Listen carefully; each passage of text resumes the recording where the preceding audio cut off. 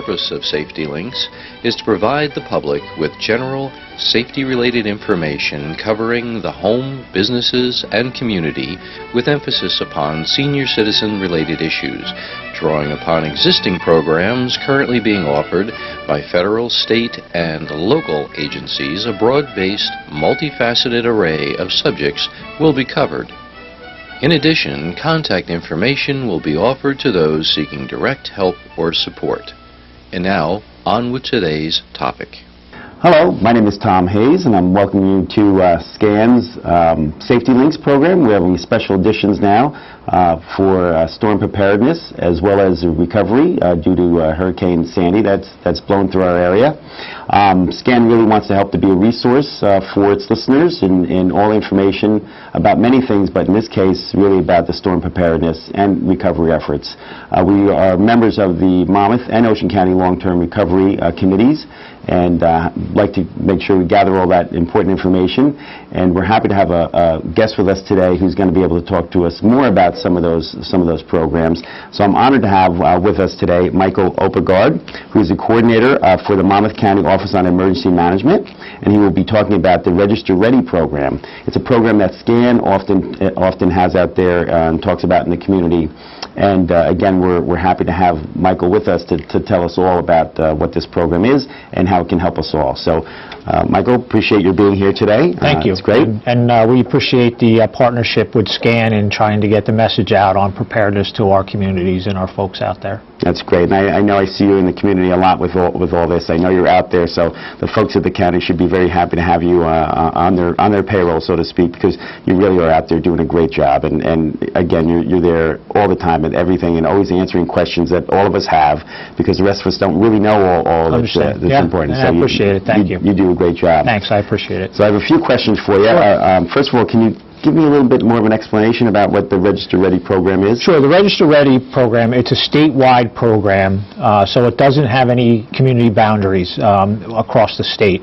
And it's an online database registry that gathers information from our residents that may need some type of assistance during an evacuation, whether it's from a flooding event, a storm event, or power outages. And it basically takes their maybe physical challenges, mental challenges, or other mobility type of challenges and puts them in the database so that we know who may need assistance in evacuating when that order comes out.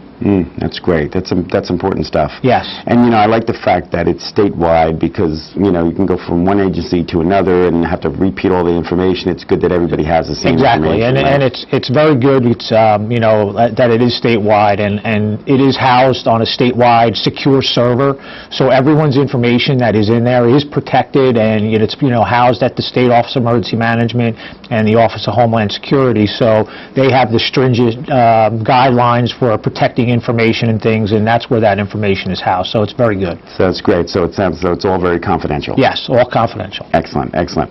Is the information contained within the registry shared with anyone else, though? No, the information that we collect through the registry is only shared with public safety officials, emergency management, law enforcement, and then the first responders out there that will be, helping and assisting in the evacuation. So it's not like it's a registry where we're sharing information and you're going to get a letter from, some company that's looking to sell you an alerting system or something like that. It's secure, and it's just for public safety to be used in an emergency situation. That's excellent. It's good to know, and I think it's good for folks to know that, because a lot of us, we're always afraid that our information gets shared with the wrong people, or, like you said, it gets to vendors, or it's sold, or it's this or that. Nope. So and again, we understand that, and we just want to make sure that the residents are safe and secure in providing us with the information, and we're not looking to share that with anybody. We just want to meet the mission of public safety and protecting the residents with the information.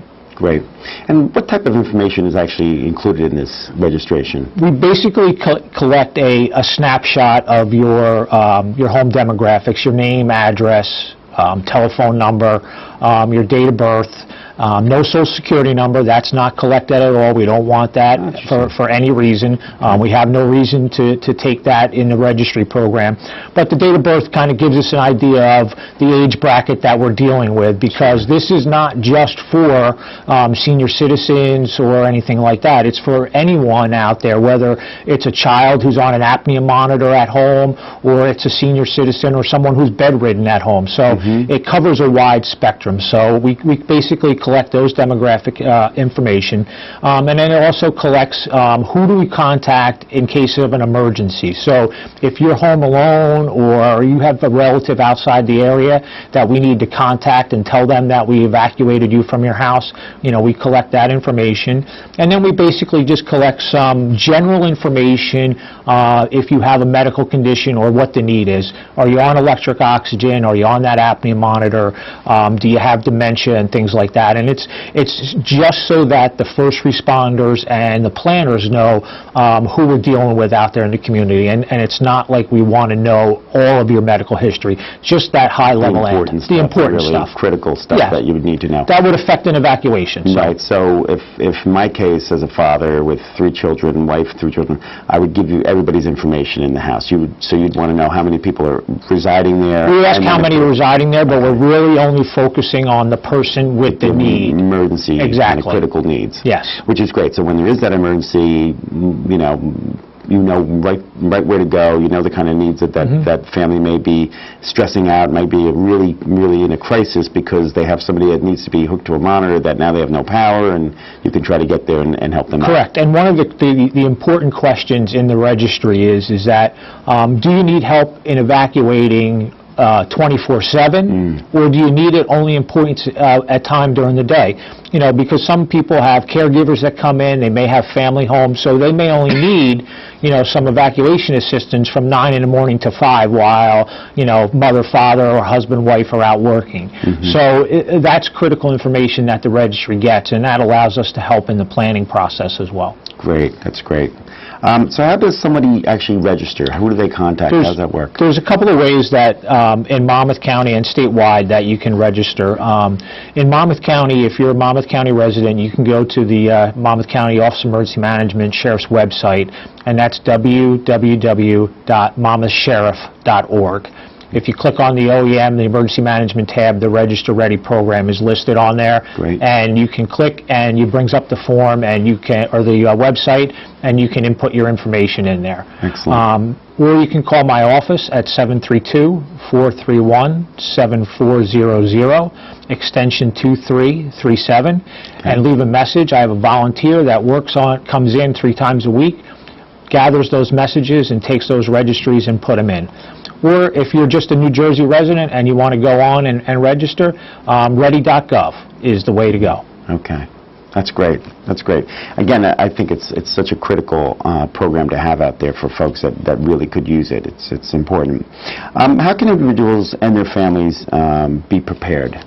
What are some suggestions? Yeah, sure. There's 4 national priorities when we look at preparedness, and the 2 critical ones that people really need to do is number 1 is to have a family plan in place.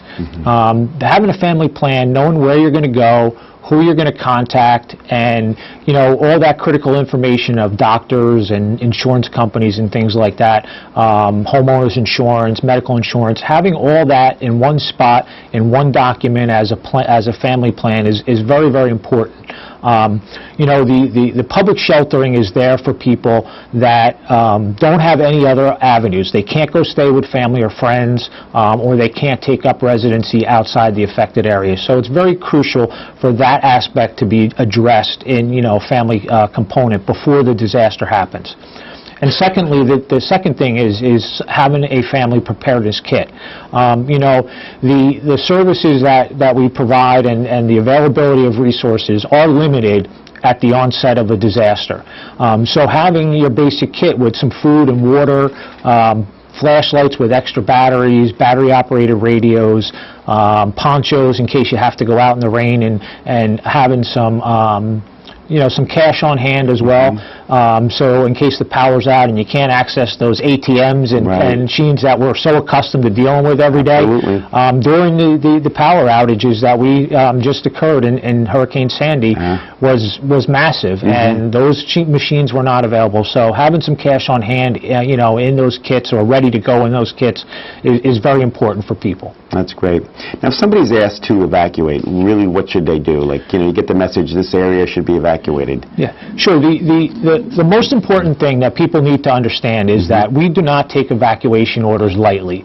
When public safety issues an evacuation order, they need to be mindful that we examined every other option. But if you're told to evacuate, heed the warning, because it is serious, and we don't want to have to come out in the middle of the storm and jeopardize first responders to rescue you.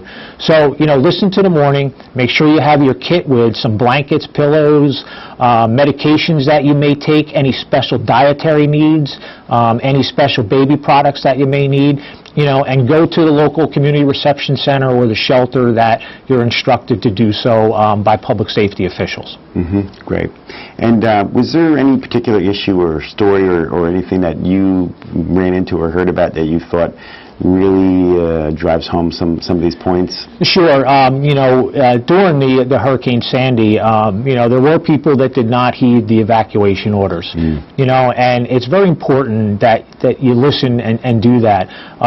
In the middle of the storm, we had probably about 300 to 500 calls backed up in our computer-aided dispatch system for rescue calls that people that stayed behind and were being flooded out in their houses. People on roofs, people in second-story windows, that we had to put first responders in harm's way to go out and rescue those folks after we told them to leave. And, I understand, we all understand that you want to protect your home and your property and everything, but, we're looking out for your best interest. We are the professionals out there, and again, we don't take those orders lightly, and we don't issue them very often. But when we do, they're serious, and we need people to take advantage of that. And, we did a lot of that work up in Union Beach and Belmar during the storm, and, the people that were left behind, I'm sure they can tell you some pretty frightening stories that they won't do it again. Right, and it's interesting because we all saw it happen with Katrina, and the folks that were, stuck in their attics, and those that were lucky enough at least to get onto their roofs and all that. And I'm sure it was very harrowing, very frightening, and as you said, it's not just putting themselves in jeopardy, but others that have to rescue them, and it's, it's really not the right thing to do. And again, we've had warnings and have felt like, oh, well, it never really happened, but you just never know, and Sandy was a perfect example of when it does happen, you really should be prepared. And and again, like you said, you don't send out those warnings or don't make that a mandate unless you're serious about it. Nobody wants to have people have to leave their homes for any reason if they don't have to. But when it comes to something like that, and with all the weather information that we have and the tracking systems that we have, people can be, we can be pretty right on with some of these. The Weather Service, it has, was very meticulous, and their forecast for the Hurricane Sandy that we dealt with was probably one of the most accurate forecastings that we've seen in a long time. And I know, we're in that, sometimes we forecast it and it jogs 50 miles one way or 100 miles and we miss it. But that's Mother Nature. We can't control that. But, our focus always is primary, number one, is protect life and property. And, the warnings go out under those conditions. That's great. Well, again, I appreciate your being here. I appreciate you giving us all this information about the Register Ready program. And again, as SCAN, we also try to get this information out. We want to, we're a partner out there, like so many others, really trying to help get this information to everyone, so that folks that need to get information and get, certainly recover from Sandy, we're trying to help them, but also for the next one that comes along. And there's going to be another one that, we want folks to really have that information. And at least when you hear certain things like that, it might come back to you when the time is necessary. And we appreciate the partnership with SCAN, and the New Jersey is been very disaster prone over the last couple of years, so it's driving home the need, and it does make our job a little easier. Not that we want it that way, but we do build on those lessons learned from the pre-disasters. I appreciate that, and again, thank you for being here, and thank you for all that the county does. Appreciate it. Thank you. My pleasure.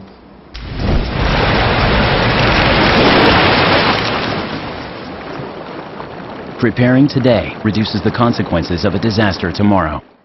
Hello, I'm Tom Hayes. I'm your host for this special edition of Safety Links, where we're going to be focusing on storm preparedness and Sandy recovery. As you know, we had this wonderful Superstorm Sandy roll through the area, so we've really been focusing on getting the information out to our listeners about what to do when you're faced with these issues. And you know, we've been involved with this for a while. We also serve on the Ocean and Monmouth County long-term recovery committees to help with the recovery from Superstorm Sandy, and we're really pleased to be involved and really want to help be a resource for our listeners to get the information that they need. Today I'm happy to say that we have another guest with us on this topic, and this is Justin Hopkins, and he's the General Manager of U.S. Fire and Water Restoration, and he's going to be talking to us about the very timely issue of mold remediation. So thank you for being here, Justin. We appreciate your being here. Thank you for having me. Absolutely. I have a couple questions for you, if you don't mind. We'll go through just to get some idea of really what folks need to know and what they need to do to really help in all this recovery. First of all, how long does it take for mold to grow? Typically, and depending on the different type of mold, it's anywhere from 24 to 72 hours before you'll start to see mold growth. Just depends on the humidity, the temperature, things like that, on how fast it actually starts to see visible growth. Right, okay. And what are some of the symptoms of mold in your home? If you don't see anything visibly, a lot of times you'll hear people talk about a musty odor, or they think it smells like mildew. That's typically one of the signs that you've got some growth.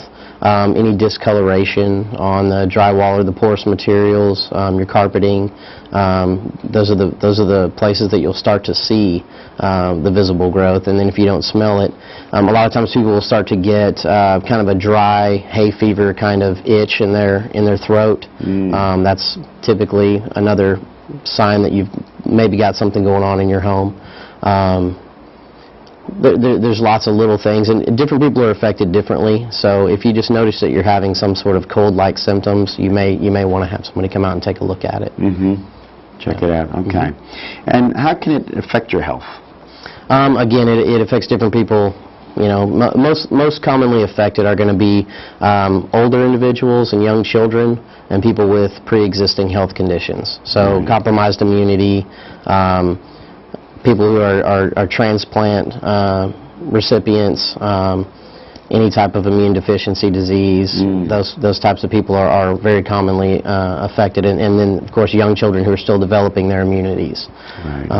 But as far as if a symptom is related to mold, you would have to speak with your physician about that. So I know they often talk about black mold. I guess it seems to be the worst form of mold, but is all mold kind of dark, or can you really tell a difference? Or you can if you've been looking at it for a long time. Typically, when somebody says black mold, they're referring to one particular type, which is it's called Stachybotrys, and that's a particular type of mold. And when you see that, you know that something's been wet for at least 2 weeks, because typically that's kind of the time frame that starts to grow. And its natural role in the ecology is to eat leaves. So if we didn't have mold, or we didn't have black mold, leaves that fell 1 million years ago would still be covering the ground today. Gotcha. So it does serve its purpose. We just don't want it inside our homes in the breathable air. Interesting. So it's actually out in nature. Correct. And it's safe kind of out in nature because of all the air, I guess, airflow and all that sort of thing. It's a natural part of our ecology. Wow. I mean, I think of as a kid how many times I'd be rolling around those leaves and all that sort of thing, right? You ever feel sick the next day afterwards? Not really, but no? I guess it's I guess there'd been enough, because you're out in the fresh air, so to speak. So interesting. That's something I never knew, which is probably a lot, but that's one of them. Where do you typically find mold in a home after flooding? Typically, one of the more common spots, of course, is going to be like a crawl space or a basement, where you've got water that's been rushing through there, and everything's completely saturated. And it's dark and you don't have any or adequate ventilation or air circulation to help dry it out or pull out the humid air. That's going to be one of your primary spots. And as far as inside, a lot of times you're going to start to see the growth first on the lower parts of the walls, the base plates, behind your baseboards, and the lower end of the bottom of your 2x4 studs. Right. Because water goes, follows the path of least resistance. So with gravity, it's going to settle, and the lower parts of your walls are going to be wetter longer than the higher parts. Right. I know in a lot of the homes around here, they cut the sheetrock at a certain point. I heard things like usually cut it about a foot above where the water line was or something like that. I guess because the moisture can kind of climb up the sheetrock, so to speak, right? Correct, yeah, it wicks, just like in a sponge. You put a dry sponge in a puddle and it's going to soak it up and it's going to wick up. Right. Okay. So typically, a good rule of thumb for mold remediation typically, which mold and flood kind of run hand in hand, but with water, you want to cut out a foot past where the moisture stops. With mold, you really want to go 2 feet beyond the visible growth. So that ensures that you get to the root system and everything that's branched out that just hasn't started to grow yet. Wow. So 2 feet beyond visible growth is typically a good rule of thumb. In a lot of these homes, you see where they've taken the sheetrock off and all that sort of thing, but now the studs are left behind. If you got in there quick enough, does it air out enough on its own that it can dry, or do people really have to remove all those studs? You don't need to remove the studs, but that does bring up a good question, airing out. I've heard a lot of people say, I let it breathe or I let it air out. Mother Nature, unfortunately, is not going to dry a home out within that 24 to 72 hour window. You've got to get dehumidifiers and fans in there. You've got to get air circulation. You've got to get hot, dry air on that wood to pull the moisture out into the air and evacuate it out. So just letting it breathe for 2 or 3 months, and we've gone into homes as late as the end of February, beginning of March, that have been sitting opened and demoed that are still 20, 25, 30% moisture content in some places. Wow. So you definitely need to get some professional equipment in there and get a professional drying company in to ensure that you've evacuated the moisture out of the structure of your home. Right, but again, a lot of this work was done relatively soon after the storm, but there still was no electricity and things like that, so people were pulling the stuff out, but they didn't have the equipment to really dry much, I guess. So, correct. So what you're saying is you probably, in a lot of those situations, the mold has grown even though they did get some of that sheetrock out and all that, right? Correct. Wow. Correct, yes. Wow, that's tough. Yeah, because even though you've removed the material, the drywall, carpeting, wood flooring, things like that, you've still got your wooden supports that are going to hold that moisture. Right. It's it's wood, it's porous, so of course it's going to hold on to it just like a sponge until you've forced the moisture out using heat and dry air. Right, okay. So, now, what are the proper steps to remediate mold? You mentioned some of those things, right? So you get the sheetrock out in that case, or let's say it's your crawl space or what have you. You want to first, of course, make sure all the water is out, and then you're going to use these certain types of equipment to dry out the rest of it, to pull the rest of that moisture out? Correct, yeah. First step is always going to be demolition, if there's any demo or tear out that's needed. So you remove all the porous materials, the insulation, drywall, anything like that, any type of wood paneling. You get down to the bare the wooden support structure of the home. Okay. At that point, the next step would be drying. So you put in the dehumidifiers and fans depending on what area of the home. Now, if you're in a crawl space, it doesn't make any sense for dehumidification because, one, you can't get dehumidifiers in there properly. Two, you've got, in the season that we've been fighting the remediation and the dry out in this storm, it's of course been colder than summer and spring. So wintertime, cool air, put a hot dehumidifier in there and it's just fighting cold, hot, so it's not really effective. So crawl spaces is typically just going to be fans to get circulation and evacuate the moist air out. So step 1 is demo, step 2 is drying, step 3 is then going to be cleaning. And what you're going to do is we're going to come in, or homeowner, whoever's doing the process. You want to remove any visible growth using sanding pads, electric sanders, and wire brushes, and you want to sand it and brush it so you dislodge the growth and you actually get down to where it's just bare wood, raw wood. Everything should look fresh again. Right, okay. So once you've done that, you're going to treat it. That's going to be step 4 is treatment. And you're going to wipe everything down and or spray with an antimicrobial, antibacterial type of biocide or cleaner. Is that stuff you can get on the shelf at like a big box store, or? You know, I mean, you can find some decent products, but really, I mean, the professional stuff that, you know, the restoration companies use are a lot stronger. They're intended for, you know, Category 3 water, which with Sandy, with any flood like that, it's going to be a Category 3 water, which means you have salt water, you've got, you know, seafood, you've got sewage, oil, petroleum products, yeah, everything. You know, it all comes up. And it's just a mixture. It's a whole nasty cocktail of stuff. So you want to make sure you've got the proper chemical that's going to get rid of those bacteria and mold spores and everything like that. Right. Wow. So the things that, you know, I've seen some of these products in the store, chances are they're probably not as good as you'd really want to do your home right. Yeah, one thing, I mean, you know, you hear a lot about bleach with this storm. It seems like everybody's, I sprayed it with bleach, I cleaned it with bleach, I treated it with bleach. Big misnomer, right? The funny thing is, if you go to Clorox's website and you look up bleach, the Clorox bleach, nowhere on their website does it ever say anything about killing mold. Now, it's good for the bacteria. It is gonna help remove that bacteria and kill the bacteria, but it's not going to do anything for the mold growth. So it does take the color out of it, so it looks a little bit nicer, and the wood looks a little fresher, but you still have the growth there. Wow. That's, I mean, because you usually think of bleach almost killing everything, really. Correct, but, right. Wow, okay. Now, with the warm weather coming, you know, what do people need to do to really prevent future growth? That was actually the fifth step of the process, is a preventative step, and it's called encapsulation. Okay. And what it is it's an it's basically a sealant or a paint that's got an antimicrobial quality to it. Okay. There's several EPA-registered products that you can put on that have antimicrobial qualities. There's different types. Some of them use heavy metals. Some of them have, you know, silver in them, and they're a leaching system. Then you have other, which means that it slowly leaches chemical out over time to kill the mold and kill the bacteria. Okay. And then you've got mechanical killing systems, which basically put a barrier. Some of them are electrostatic, so they have a natural positive charge to them. They then attract the spores and the bacteria, pierce them, and electrocute them. So you've got different types of systems. Wow. Some are better and safer, you know, than others, but there's a lot of different things that you can use. I know, like in our bathrooms, we would use a moisture-proof paint kind of thing or whatever. Is that part of what that is? Is some of that in that type of paint? Why it doesn't grow mold, or why mold doesn't seem to adhere to that paint? It's really just a matter of how easy, like you're talking like a semi-gloss paint or something like that. Yeah, but made specifically for like anti-mold.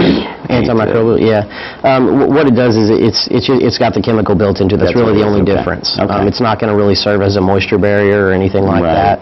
It's just simply a coating that's going to keep killing over time. Right. It wouldn't protect anything behind the wall per se, but it would keep, you know, the moisture from building up and growing mold on the outside of, you know, the area just painted, I guess. Correct, and it's easier to clean as well. Yeah, right, which is pretty good.